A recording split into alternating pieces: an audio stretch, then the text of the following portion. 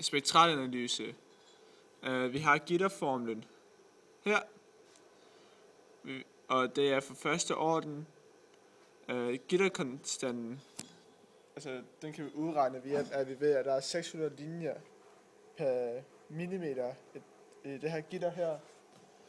Og så er den eneste konstant, eller eneste værdi, vi mangler, det er bølgelængden, som vi så kan finde ved at måle en vinkel ved hjælp af goniometer.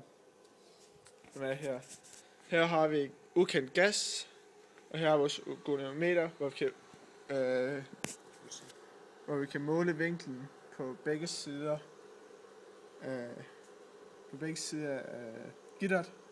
Og ved hjælp af de vinkler, så kan vi udregne vinklen, som vi så skal tage sinus af i gitterformlen.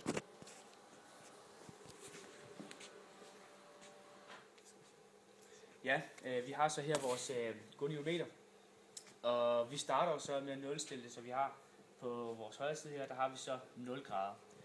Og så når vi så kigger ind, så vi lige kan filme ind, så kan man så se en masse forskellige farver. Kan man se det sådan? Ja. Og så drejer man på goniometeret for at se de forskellige farver. Og så kommer man så, jo mere man drejer den, så får man så en anden vinkel, fordi bølgelængden den så ændrer sig længere henne. Og så vinklen ændrer sig, og så vil man få en anden bølgelængde. Ja, og så kan vi så ud fra den bølgelængde, eller ud fra vinklen udregne theta, som vi så kan bruge i vores formel med sinus, og så finde bølgelængden. Ja. Og skal vi slå op en databog for at finde ud af, hvilken gas vi havde med at gøre. Når man først har tændt for gassen, så må man ikke slukke den igen under forsøget. Det tager lang tid at køle ned. Ja.